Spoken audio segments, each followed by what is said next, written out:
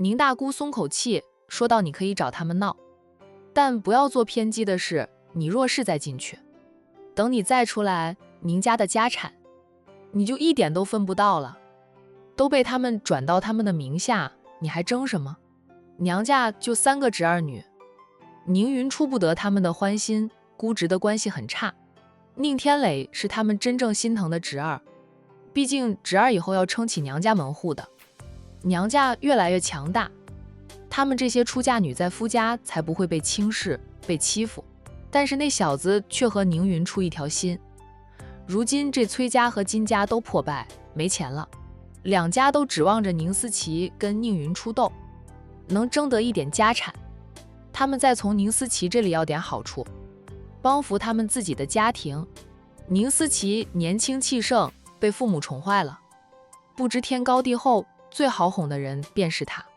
所以宁大姑最怕宁思琪冲动地做出偏激的事情，再进去做上几年，他们两家就很难再爬起来了。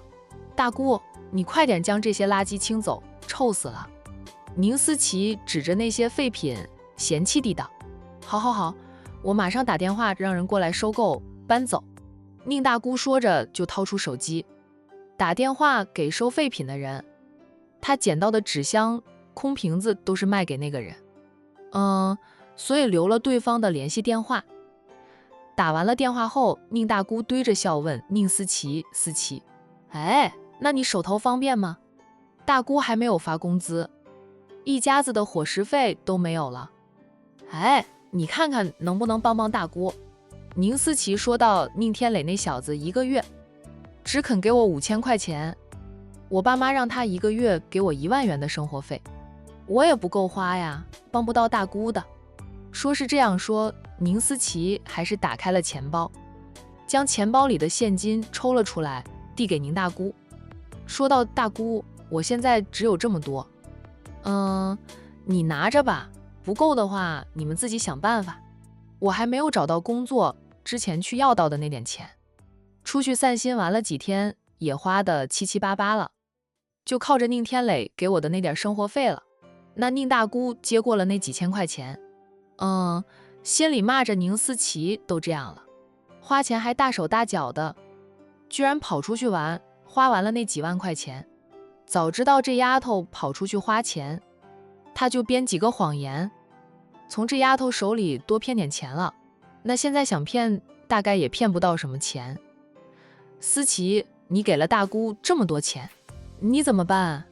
要不你再去找找你大姐，怎么说你们俩都是一母同胞的亲姐妹，你不要跟她闹，好声好气的跟她借钱，说没有钱吃饭了，她总不能让你饿死吧？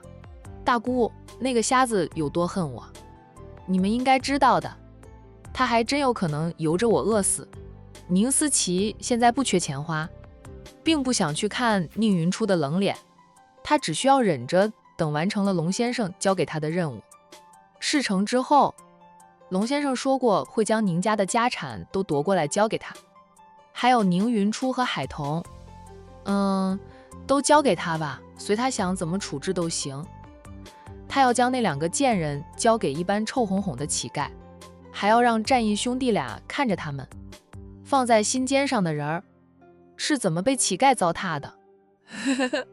仅是幻想着那样的场面，宁思琪就想放声大笑，就好像他真的报复到了海童和宁云初似的。宁大姑给他支招，你去游游山庄找战家的二太太，她是宁云初的婆婆，你跟她说你现在没有钱吃饭了。宁云初不管你的死活，你又还没有找到工作，就跟战家二太太拿钱，出于面子，我想二太太会给你钱的，同时又能败坏宁云初在婆家的声誉，让她没脸。宁思琪听得两眼一亮，她因为换了脸，用新的身份去接近海童，始终都心虚，担心会被发现，换回宁二小姐的身份。她正想着找宁云初闹一闹，露面，让大家都知道她还在管城，并没有变脸。大姑，你这个办法不错，我现在就去游游山庄，找我们宁家的亲家要点生活费去。宁大姑催促着她，那你快点去，多要点钱回来，帮衬一下我和你二姑，我们现在真的穷死了，最好就让战二太太给你安排一份工作，以战二太太的身份，她想给你安排工作，那是轻轻松松的。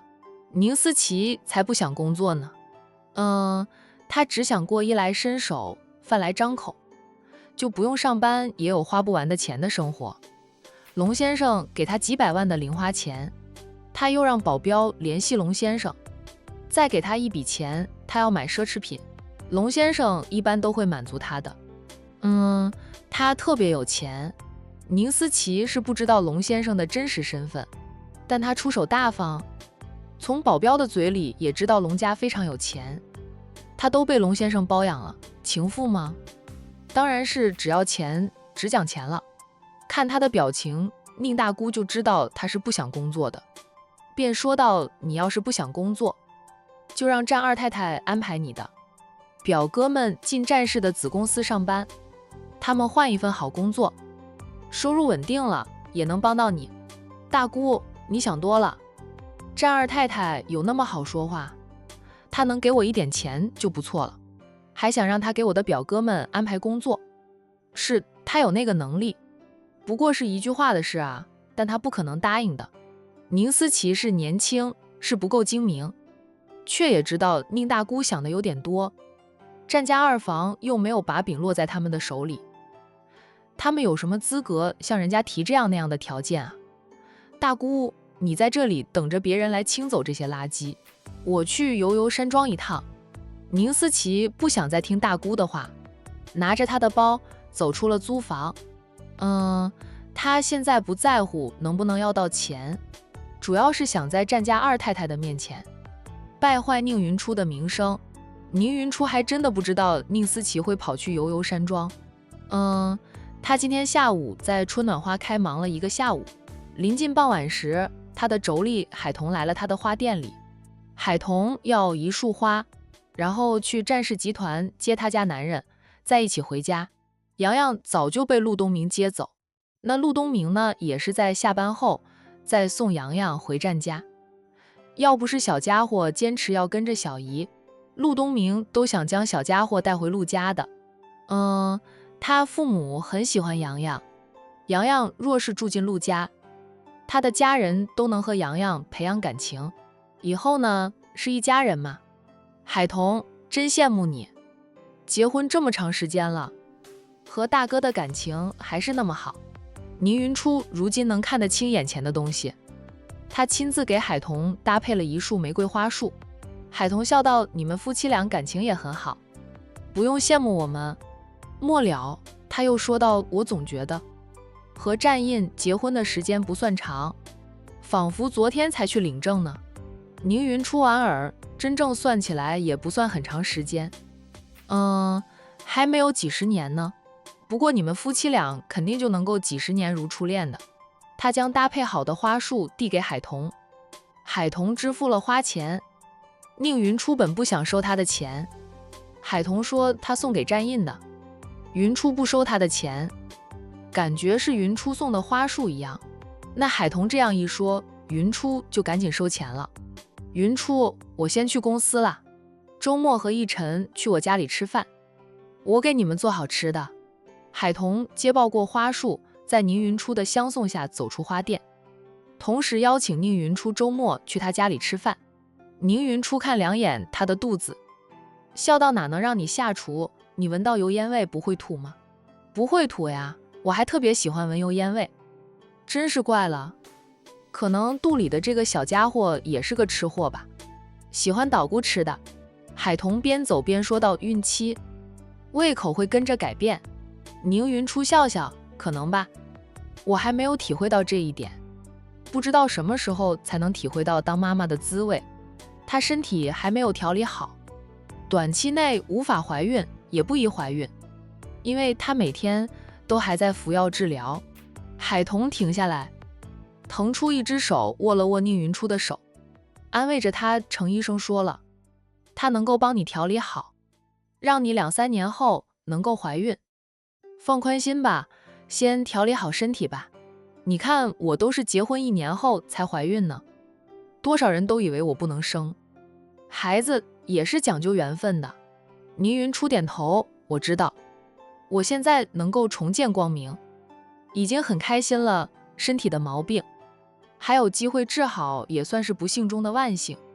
再等2、3年也无妨，正好我夫妻俩可以过几年的两人世界，就是我都想过上几年两人世界再要孩子的。孩子来了，我们高高兴兴的迎接；还没有来，我们耐心等待。如果是海童的想法，她是想婚后2、3年再要孩子的，但是她嫁的人是战印，夫妻俩一直没有做避孕措施，1年都没有怀孕，她开始压力大，忍不住就盼着孩子了。还好都熬过来了。现在腹中的宝宝发育得很好，再过一段时间就能感受到胎动了。那小军就能感受到胎动了，他比自己早怀孕啊。倪云初站在店门口，目送着海童上了车，看着海童的车子远去，融入了大街上的车流当中，他才转身回花店里。他的手机响了起来以为是战一晨打来的。宁云初掏出手机，看到来电显示却是婆婆。婆媳关系很好，不过婆婆很少主动来电的，不想打扰小夫妻俩过两人世界。在领了结婚证后，战一晨已经堂而皇之住进了宁家大宅，偶尔小夫妻俩才会回悠悠山庄。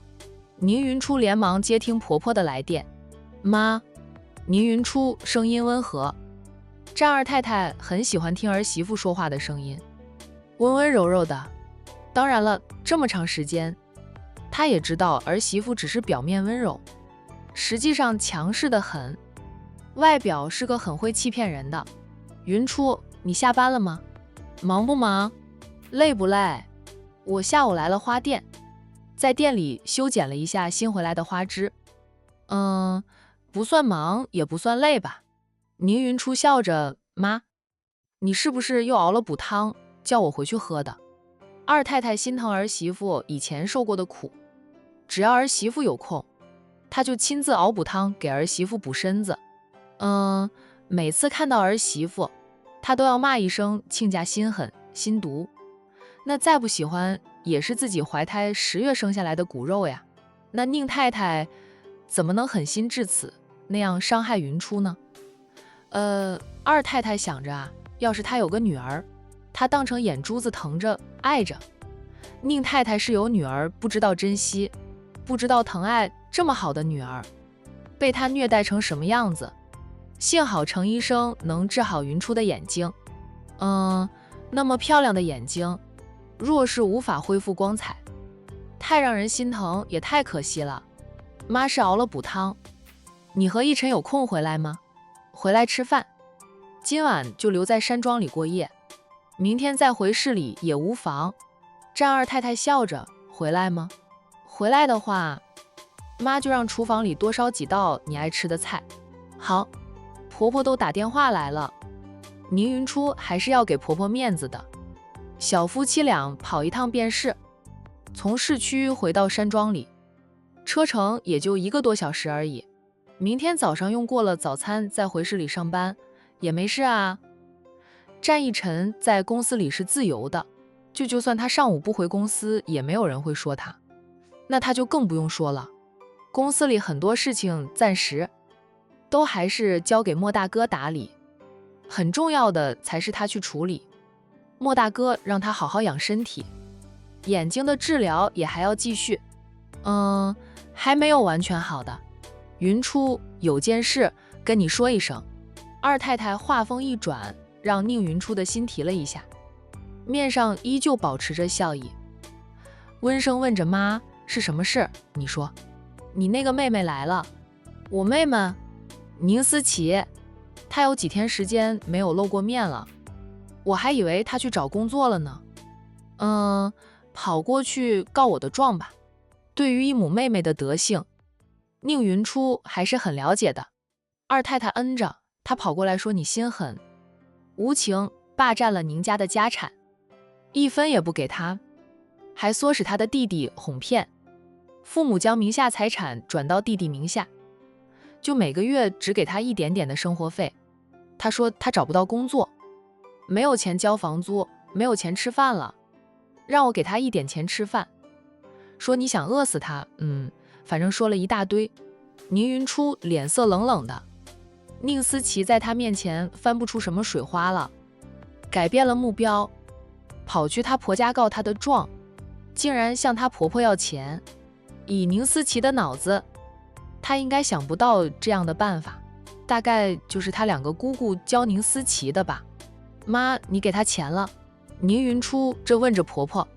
二太太说道，我没给，她这是存心来闹事的，想败坏你的名声，我见是见了她，但没有让她进山庄，是我出去见了她，给她一次钱，以后她就会没钱便过来要钱，我怎么可能给她钱？二太太没有那么笨，她说到你那个妹妹骂你骂得太难听，我听了2句就让人把她的嘴堵住，拖她走了，不让她再在山庄门口废。她是你妹妹，不管你们关系如何，她跑到山庄来要钱，这件事总要让你知道的。云初，我只是跟你说一声，不是怪你，你别放在心上。她母女俩以前那样对你，我没有放狼狗咬她，都是给她面子了。二太太担心儿媳妇以为她生气，赶紧解释几句。她是觉得宁思琪再怎么样都是宁家的二小姐，是儿媳妇的妹妹。宁思琪跑到山庄门口要钱，辱骂云初。二太太替儿媳妇狠狠地出了一口气，但也要让儿媳妇知道这件事，有防备心。妈，我知道，我不会怪你，也不会放在心上，她爱闹就闹，不闹还不像她。妈不给她钱是对的，若是给了，她会趴在我们身上吸血。成年人了，有手有脚的，想花钱自己挣去。下次她再过来，妈就放狼狗，吓她几次，她就不敢上门的了。她就是这样对付宁思琪的，只要宁思琪过来，她就让管家放狼狗。哦，宁思琪会跑得比兔子还快，母亲一手宠出来的女儿，也就心毒嘴贱而已，动手能力差一点。以前能欺负到她，是她眼睛瞎了，看不到，容易处于劣势。妈知道，她背后应该有人指点的，你防着点便是。宁云初说到，除了我那2个大姑，不会有第3个人。我2个大姑以前不也做过这样的事，跑到妈面前去诋毁我。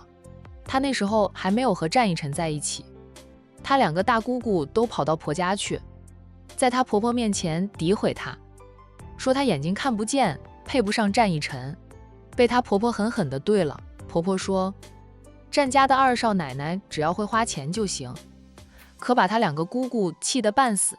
他们2家人现在过得清苦一点，始终不甘心，怀念以前的日子。宁思琪出来了，正好给他们当棋子，也就是宁思琪才能被他们利用吧。他可以让那2家的表兄弟们连现在的工作都失去，让他们一家人过得更加清苦。2家人为什么会沦落到给人打工的地步？他们心里没点数，真以为他宁云初还是10年前那个任他们搓圆掐扁的瞎子吗？就以前他们是怎么对他的，他都记着呢。本来他并不想将2家的生意一撸到底的，是他们太狠了，想毁了他，想让他的表姐或者表妹取代他的位置。那就不好意思了。有些人啊，真的不必手下留情。那战家的二太太呢，可没有那么好说话的。战家的人也护短。二太太说到云初，你要是狠不下心，将他们赶出管城，让妈来做，妈只需要1个电话，就能让他们在管城混不下去。你已经手下留情了，他们还在背后挑唆着你妹妹来闹事。妈，我自己能处理好。宁云初不需要婆婆帮她，那她现在也是一通电话就能让崔家和金家的人就在管城找不到工作，只能离开管城。宁思琪这个没脑子的，没有了那2家人挑唆，说不定能够想明白，安安心心的找份工作，自力更生。像宁思琪就要接受社会的毒打，她才能成熟，才能明白是非。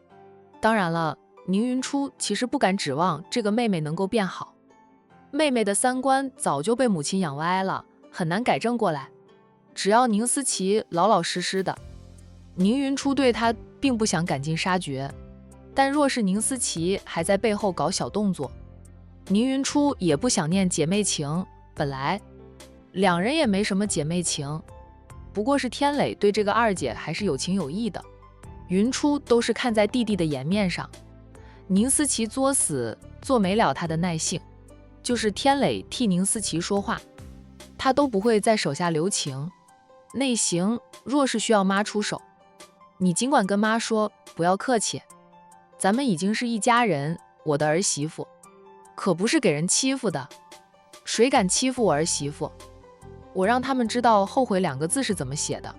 宁云初被婆婆感动，我有妈这么好的婆婆，谁敢欺负我，别人讨好我都来不及了，咱们也不需要别人的讨好，反正就是人不犯我，我不犯人。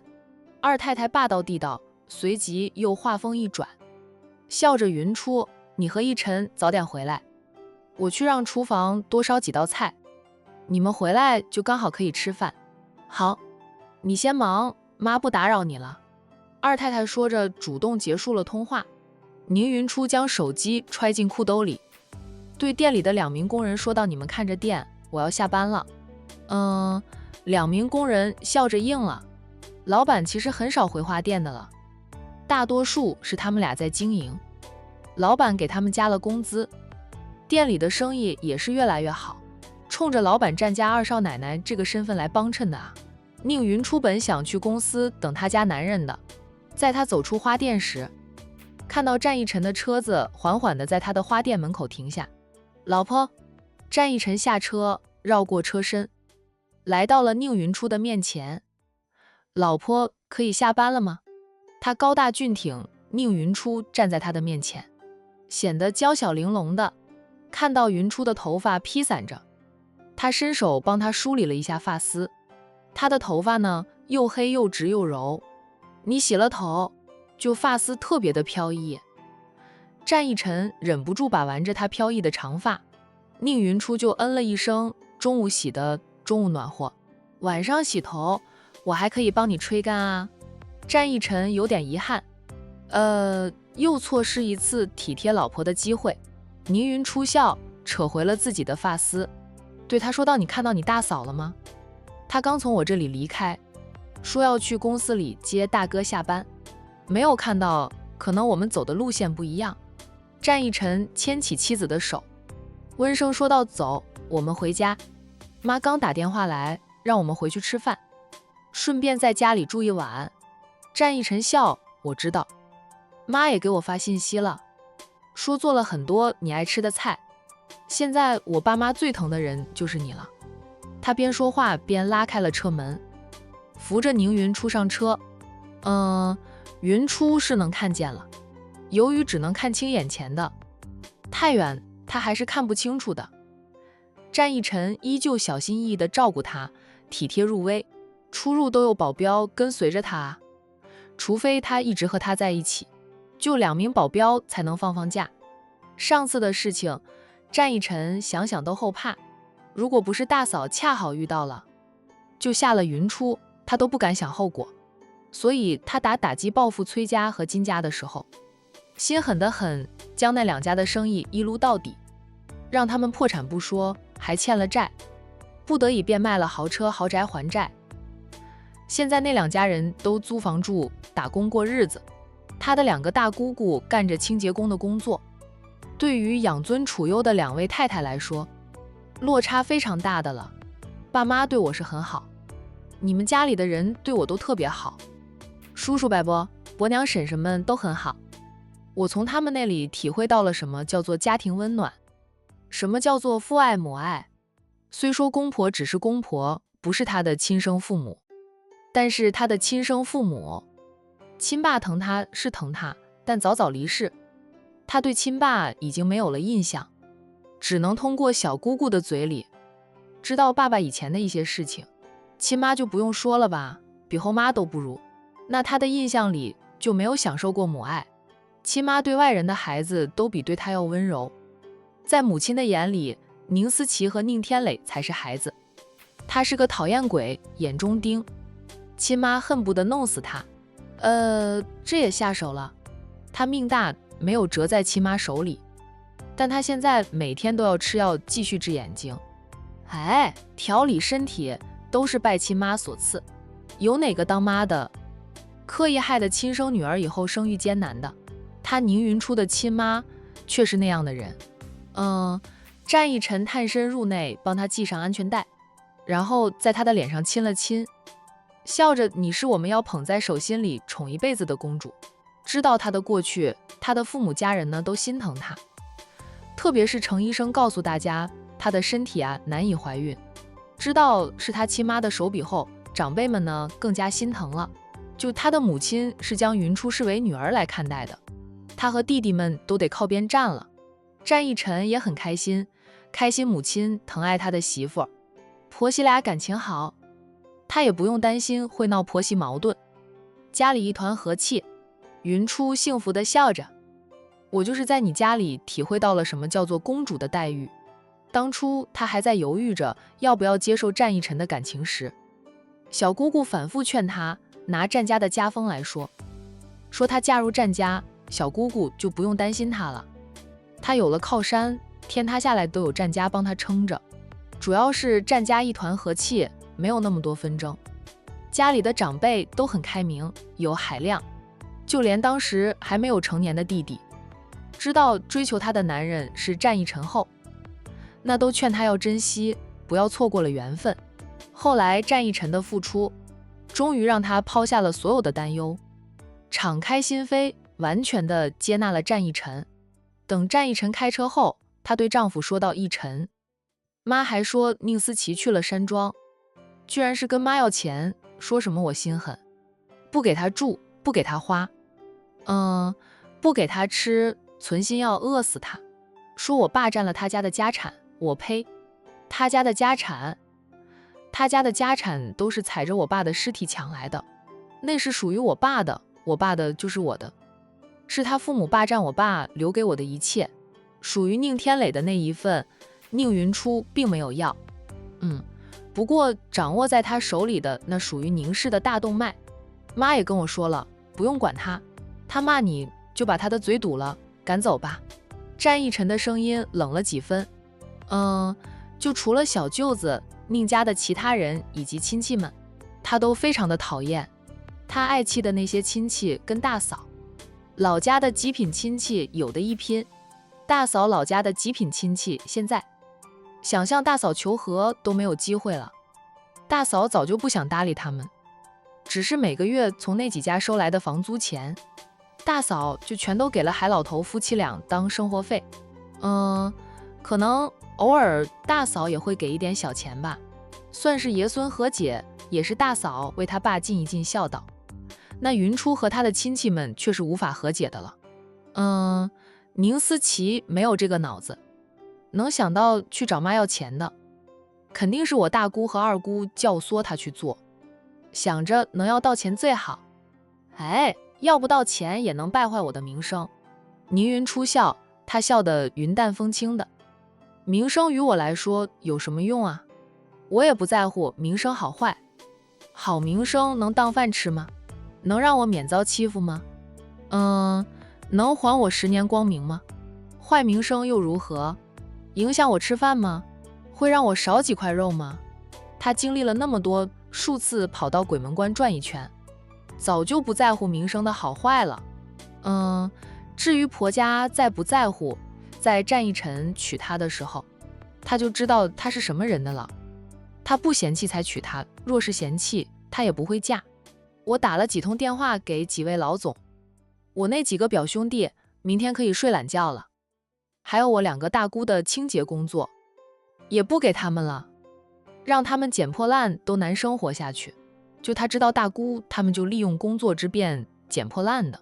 我也打了电话，战逸晨说到当初就该让他们在管城混不下去的，让2家破产欠债从天堂掉到地狱，没想到还会在背后挑唆，那就让他们彻底混不下去吧，滚出管城了。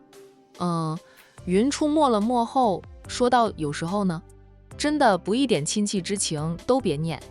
宁思琪有几天没有踪影，没有跑来找我闹，我还以为他死心了，老老实实的去找工作了呢。大概是花光了钱吧。宁云初拿出手机，点开微信，他看得见后，战逸晨第一件事就是给他换了一台智能手机，教他使用微信。那现在呢，他已经跟上了时代的进步。天磊，你二姐的生活费，你别听你爸妈的，一个月给她3000块钱可以了。不够花，让他自己想办法。他是给弟弟发语音信息，宁天磊请假回来去探了监，说服父母将他们名下的财产都过户到他的名下。开始办理手续后，他抽空又回学校上课，就需要他回来配合时，他再请假回来。宁天磊没有第一时间回信息，应该在上课。那过了几分钟后，宁天磊回复姐姐了，就他问大姐，我二姐又做出什么事了？她怎么就是不听劝？宁天磊对二姐也是失望至极，到现在都看不清形势，不能接受事实。二姐以前怎么欺负大姐的，做了多少伤害大姐的事，大姐心里有数儿。如今二姐出来了，大姐对二姐的报复已经是小儿科了。二姐但凡有点志气的，都会学会自立自强。宁天磊在心里叹着气，要是二姐学会自立自强，天都能下红雨。就二姐那样小心眼的性子，真让二姐有点权势，肯定会疯狂报复大姐的。姐妹俩争斗的厉害，对谁都没有好处。宁天磊最敬重的是大姐，但二姐呢，与他同父同母，他也不可能不管。那想了想，宁天磊觉得二姐还是平庸一点好，不用变得厉害，就是能找份工作，一个月赚点生活费养活他自己可以了。别怪他偏向大姐，那实在是二姐太坏了。也是父母宠坏了二姐。有时候宁天磊都庆幸自己，因为从小就喜欢跟着大姐，帮着大姐，让母亲一气之下将他送到寄宿学校，没有与父母朝夕相处，人品方面还好，否则像二姐那样被父母宠坏养废了，他如今估计也会和二姐一样，处处针对着大姐。然后呢，大姐稍微一还击，他就承受不起。你给他的那点钱，以及他回家里拿走的现金都花光了，跑去我婆家问我婆婆要钱。你想让你二姐有自力更生的能力，就听大姐的，不要再给她太多的钱，一个月3000块钱就可以了。不够生活，她想办法去。有学历、有手有脚的，还挣不到生活费。宁思琪租的房子，一个月下来，房租水电都不止3000块钱，没有钱还要租高级的公寓。管城的房子多贵啊！买房房价高，租房租金也不便宜。宁天磊默默地在心里骂了二姐几句后，回复长姐大姐，我听你的，以后每个月就给他转3000块生活费，反正父母将财产转到他名下，就是他当家做主了，这个家只有他和二姐自由的了，他说了算，不是宁天磊要和大姐分家，是大姐和他分的。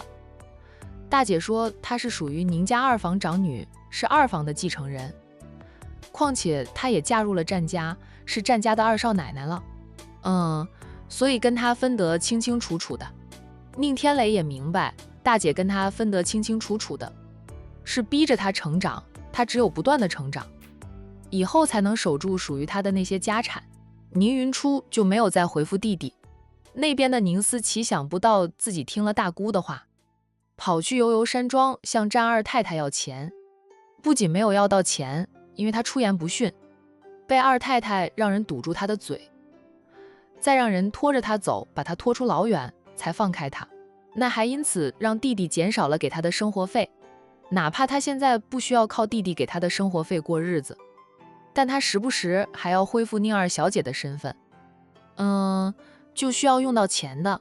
难道为了不被怀疑，他真要找一份工作？宁思琪更想不到他的大姑和二姐一家子，因为他这个举动又失去了工作。宁大姑大概也没有想到吧，她就给侄女支了个招，就让一家人再次失去收入来源，连收破烂都干不了。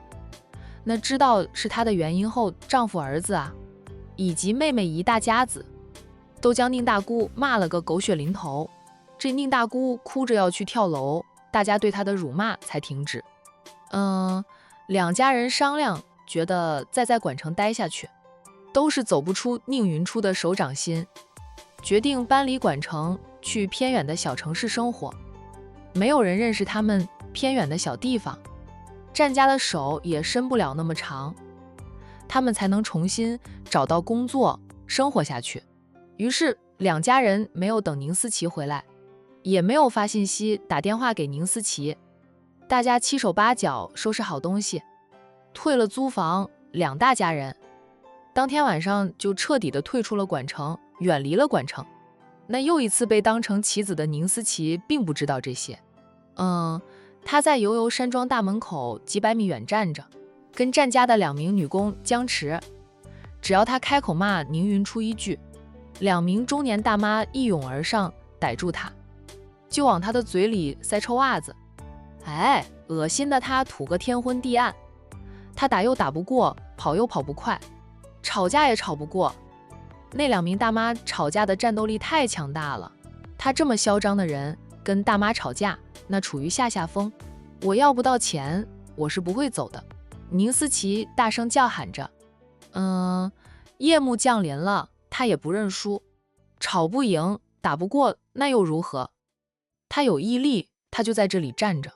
我还联系了余记，他们很快就会过来，到时候送你们家二少奶奶上热搜，让全管城的人都知道他宁云初的心狠手辣，对自己的亲妹妹都这般无情无义的，为了霸占家产要饿死亲妹妹。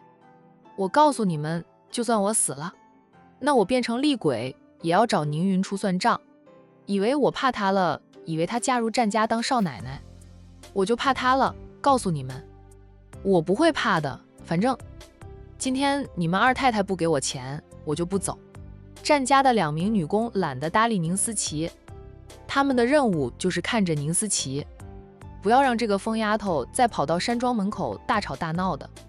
还有就是这个丫头再骂二少奶奶一句，就用臭袜子堵住她的嘴。在离2人不远处放着一个袋子，袋子里面装着一小袋的臭袜子，是管家从男工人那里收上来的，专门用来堵宁二小姐那张臭嘴。那宁家以前是怎么对他们二少奶奶的？要他们说呀。二少奶奶现在对宁二小姐已经算很好的了，宁二小姐还好意思来找他们二太太要钱，简直就是不要脸。